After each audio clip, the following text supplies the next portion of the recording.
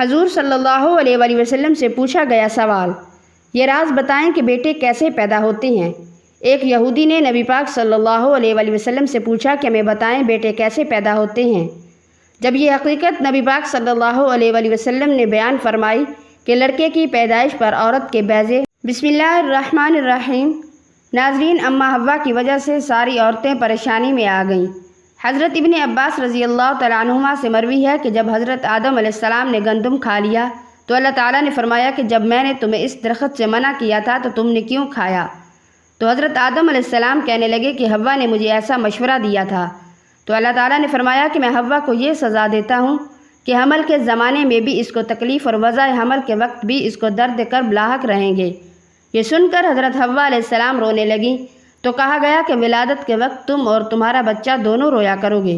ناظرین، قرآن پاک میں ارشاد ہے کہ اے لوگو اپنے رب سے ڈرو جس نے تمہیں ایک جان سے پیدا کیا اور اسی میں اس کا جوڑا پیدا کیا اور ان دونوں سے کثرت سے مرد اور عورت پھیلا دیے۔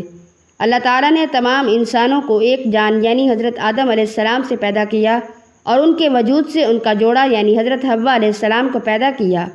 پھر انہی دونوں سے زمین میں نسل در نسل کثرت سے مرد اور عورت کا سلسلہ جاری کیا۔ قرآن مجید میں انسان کی ابتداء تخلیق کے مراحل اور انسانی نفسیات پر بہت شاندار کلام موجود ہے، اور کیوں نہ ہو کہ انسان کو خدا نے بنایا اور بنانے والے سے زیادہ کون جان سکتا ہے۔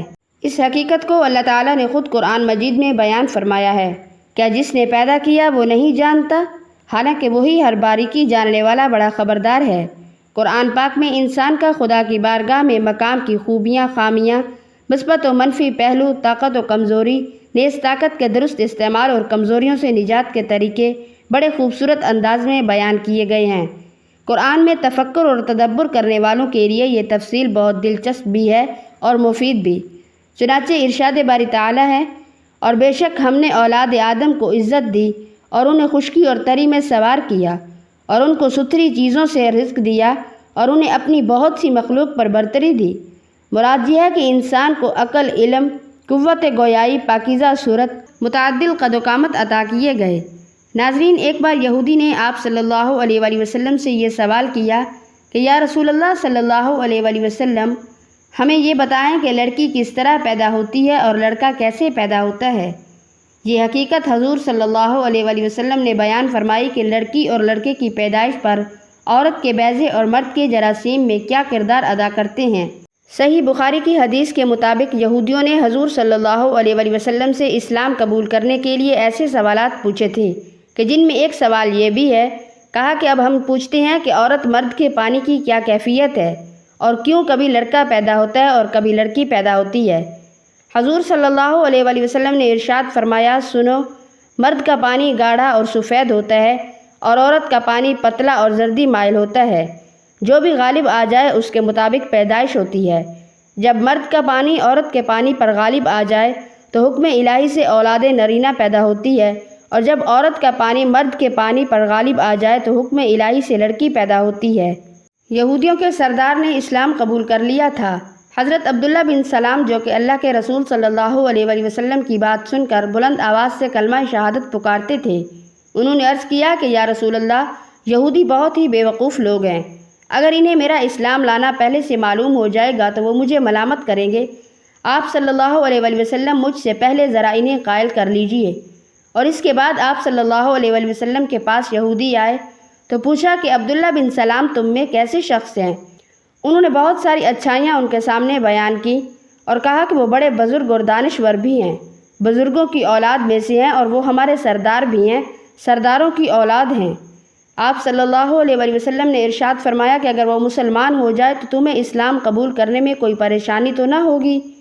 کہنے لگے نعوذ باللہ، وہ مسلمان ہی کیوں ہونے لگے؟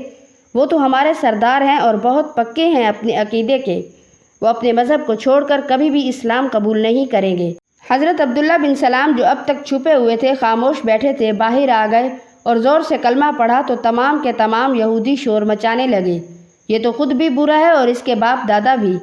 پھر حضرت عبداللہ رضی اللہ تعالیٰ عنہ نے حضور صلی اللہ علیہ وآلہ وسلم سے فرمایا کہ مجھے اس چیز کا ڈر تھا، یہ لوگ جھٹلانے والے ہیں۔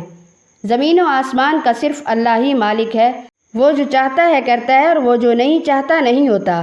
جسے چاہے دے اور جسے چاہے نہ دے، جسے چاہے تو صرف لڑکیاں دے اور جسے چاہے تو صرف لڑکے دے، جسے چاہے تو لڑکے لڑکیاں دے اور جسے چاہے تو کچھ بھی نہ دے۔ صرف حضرت آدم علیہ السلام اور حوا علیہ السلام بغیر ماں باپ کے پیدا ہوئے اور سوائے حضرت عیسیٰ علیہ السلام کے وہ صرف عورت سے بغیر مرد کے پیدا کیے گئے۔ اگر دینا چاہے تو حضرت زکریا علیہ السلام کو بڑھاپے میں بیٹا عطا کیا۔ وہ رب ہے، تمام جہانوں کا بادشاہ ہے، جو چاہے کر سکتا ہے، اس کو سب طاقت ہے۔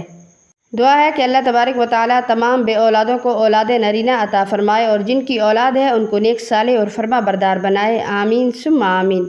ناظرین، اللہ تعالیٰ کے 99 ناموں میں سے ایک نام کمنٹ باکس میں ضرور ٹائپ کریں۔